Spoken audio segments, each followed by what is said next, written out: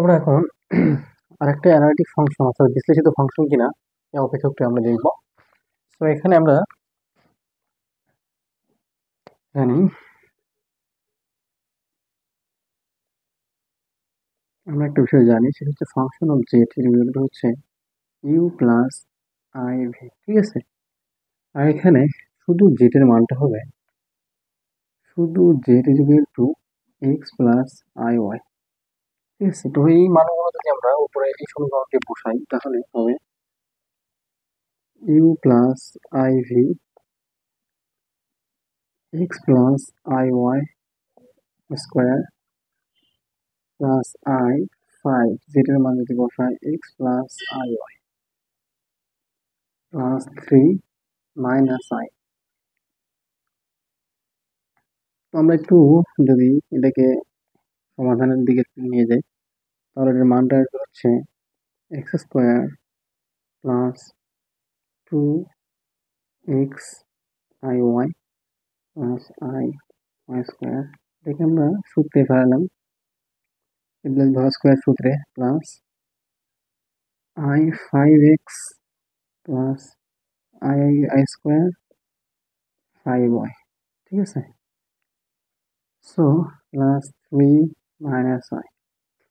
তো এখন যদি একটু সামনে যাই তাহলে হবে এক্স স্কোয়ার, যেহেতু আই স্কোয়ার মান মাইনাস ওয়ান হয় তাহলে স্কোয়ার দিতে পারি প্লাস টু এক্স ওয়াই। ঠিক আছে, প্লাস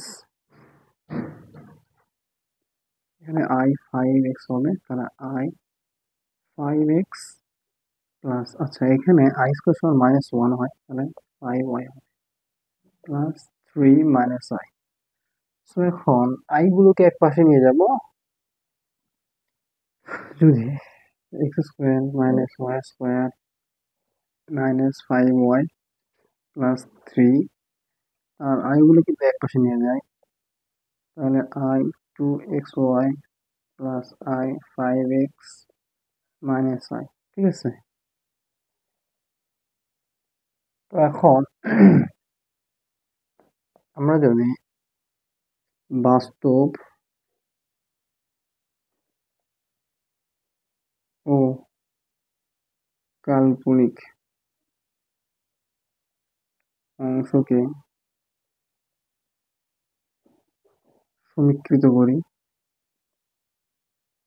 এখান থেকে, তাহলে আমরা পাবো, সমীকৃত করলে আমরা পাবো ইউ এর মান হচ্ছে X square minus Y square minus five Y plus three. এবং ভি ওয়ান সেটা হচ্ছে X square minus Y square minus five Y plus three. এখান থেকে আই এর মানটা যদি কমন নিই আমরা আই, ঠিক আছে, two x y plus five x minus one হয়। এই মানটাকে আমরা এখানে ভির জায়গায় বসে নিচ্ছি যেহেতু এটা কাল্পনিক অংশ।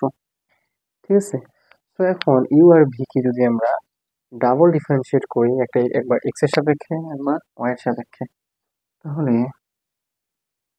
ইউ কে যদি এক্স এর সাপেক্ষে করি তাহলে কেমন হবে, এই ফাংশনটাকে যদি আমরা এক্স এর সাপেক্ষে ডিফারেন্সিয়েট করি তাহলে হবে টু এক্স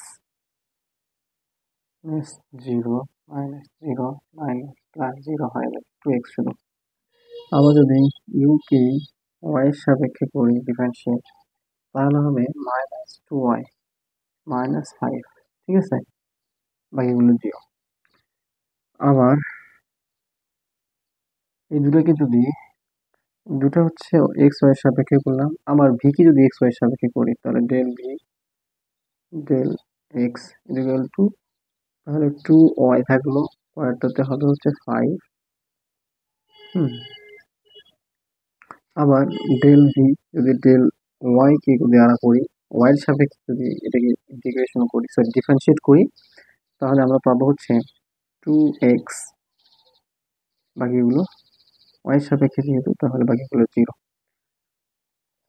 সুতরাং আমরা এগুলো থেকে দেখতে পাচ্ছি, এই পুরোটা থেকে আমরা দেখতে পাচ্ছি যে আচ্ছা এখানে যেহেতু del u del x is equal to del v del y এবং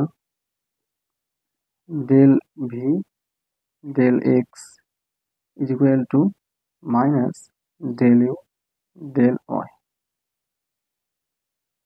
যেহেতু এরা কচি সমীকরণকে সিদ্ধ করে, ঠিক আছে, কচি রিমেইন সমীকরণকে সিদ্ধ করে, সুতরাং এই উক্ত ফাংশনটি অর্থাৎ এফ অফ জেড ফাংশনটি বলতেই পারি এটা হচ্ছে অ্যানালাইটিক ফাংশন। তাহলে সুতরাং